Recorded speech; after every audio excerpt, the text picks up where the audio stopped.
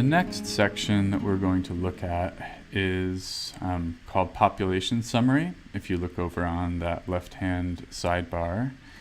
And this includes both a pretty high-level summary on the left-hand side and then a way to really dive into a summary of specific types and amounts of need over on the right-hand side, which we will get to. But let's start with the analysis on the left-hand side. So what we're seeing here is what is called a histogram.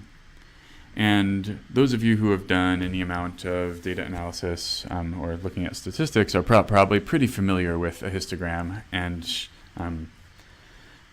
I will be, so you can feel free to skip over this little part of the lecture, but what I'm going to dig into here is just a basic description of how histograms work and like why we use them at all.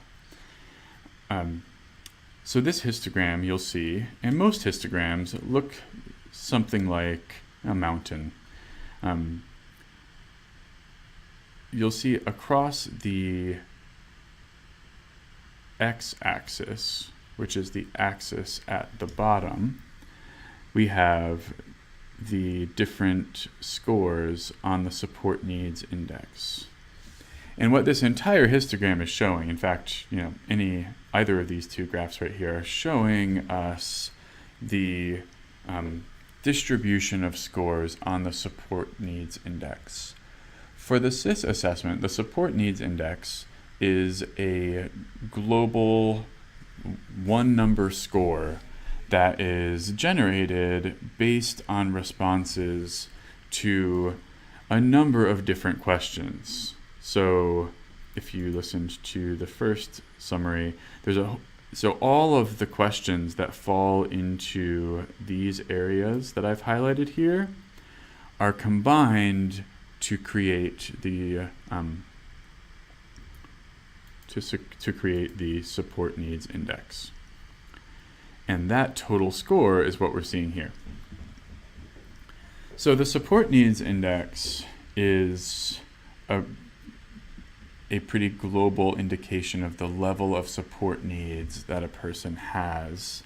The recommendation is that it's also it's used, but that medical and behavioral needs are also taken into account, and those fall in a different section. So that one number, though, that support needs number, you might arrive at the same support needs score by having different types of needs, and we'll talk about that later. For now, though, we're looking at this histogram, and like I said, the x-axis is showing us the level of support needs based on this support needs index score.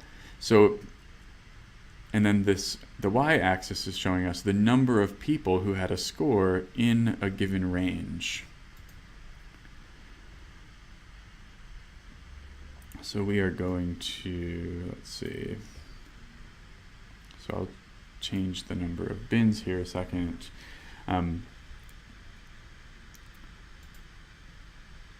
So we're going to look at the number of people who have scores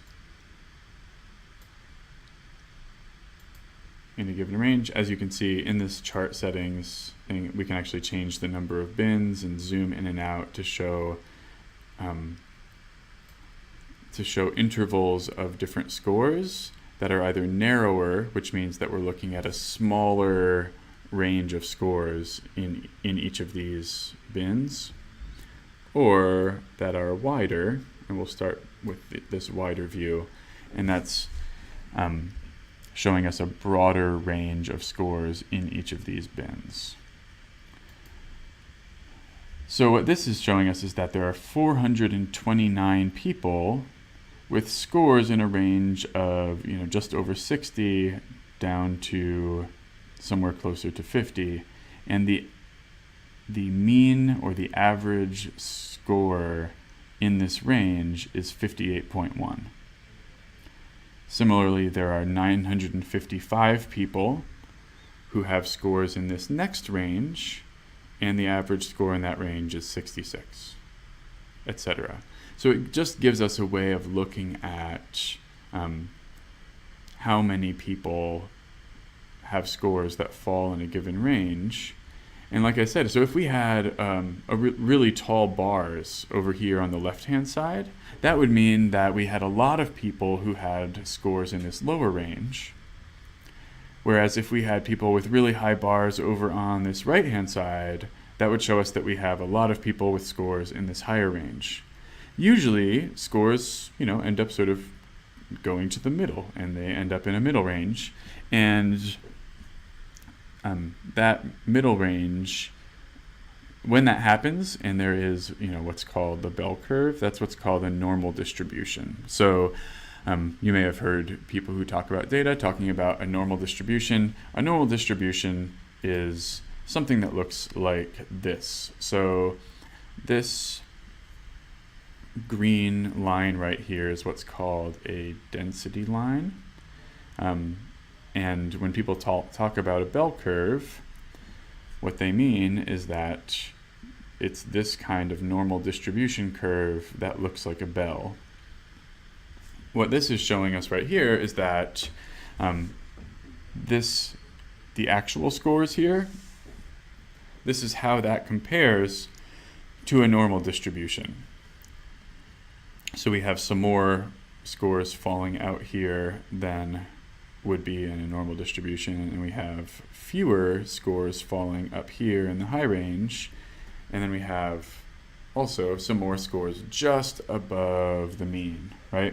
So one thing to keep into account, to take into account as you're looking at this is that as we saw earlier in the productivity analysis, not all of the SIS assessments are completed yet.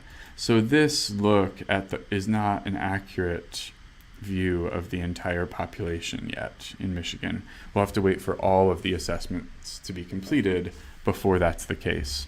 But this gives you a sense of how to start, how it's possible to start viewing the needs of the population and looking at those needs in summary at a pretty high level. This view just gives you a way to look at the average scores on each of the subscales by agency,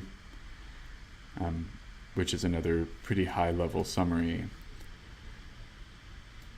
So that is sort of the high level look at the distribution of the support needs index.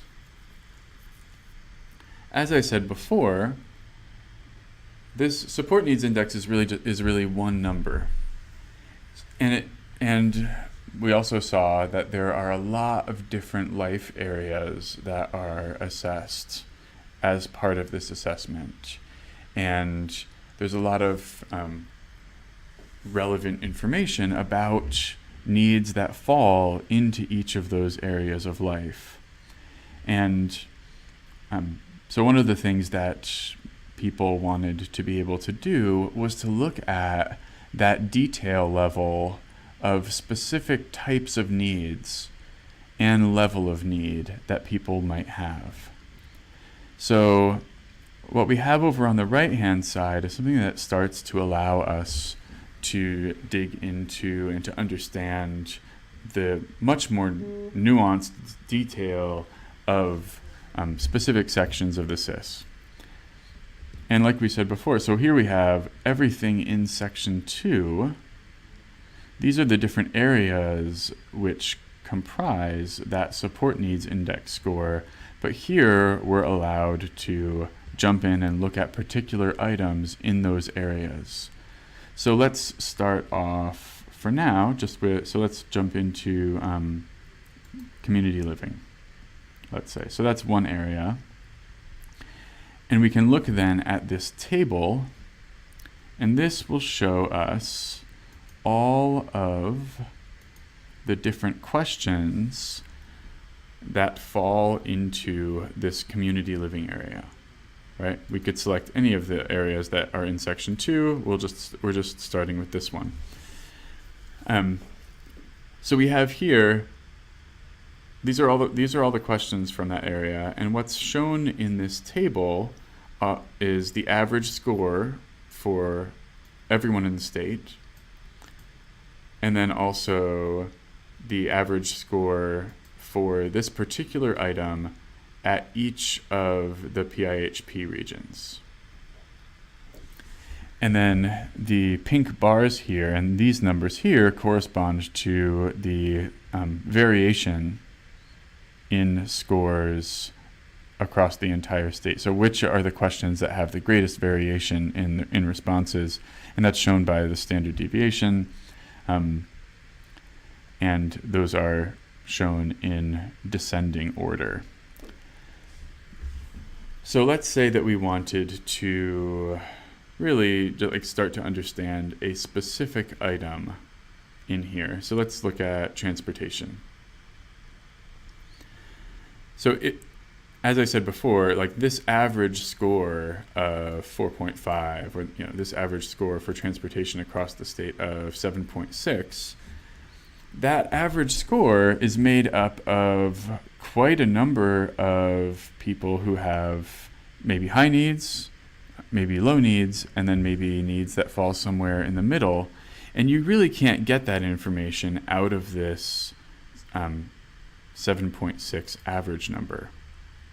So what we want to be able to do is to find a way to dig into that number and look at what's making that up. So if we wanted a summary of, all right, well, how many people have really severe need, like, some pretty high needs for support in the area of transportation. And this could be useful, in multiple ways, for program planning, for, state or local advocacy around the need for services to address these needs, etc. So what we have here when we look at transportation is this chart, which is called a parallel sets diagram. You can call it an octopus if you want to. People have done that. And it looks a little bit daunting to start out with. So I'm going to take it slow, and we're going to walk through exactly what this does, because it does end up being a fairly helpful and versatile tool once you know how to use it. So for the specific need of transportation, when we look at all the assessments that have been completed so far, we see that 59% of people who received an assessment actually need the highest level of support, full physical support, in this area. This is why, if you'll recall when we looked at the table, the average score was the highest in this area of transportation, at least in the community living section. So here we can pretty quickly see that 59% of people need full physical support, and an additional 29% of people assessed need partial physical assistance. So this is really the bulk of people who have so far been assessed using the tool need one of these two levels of assistance. Then the next question becomes, all right, how frequent is that level of assistance needed? And then at that frequency, what's the daily support time, is what DST stands for, like under 2 hours a day, etc. So here we can see that in the area of transportation, that 59% of people need full physical support. Of those individuals, 48% of the individuals who need full physical support need that support daily. And that group together comprises 32% of the total population. There's also people who need full physical support but don't need it daily. Instead, they need that support weekly, and that makes up 26% of the total population and 43% of everybody who needs full physical support. So, and you can follow these streams, these lines down for every single type of need that's shown up on the top, right? So here's none. None. Obviously, if you have no needs, then you are going to have pretty consistent responses in the rest of the areas because you won't have daily support time, etc.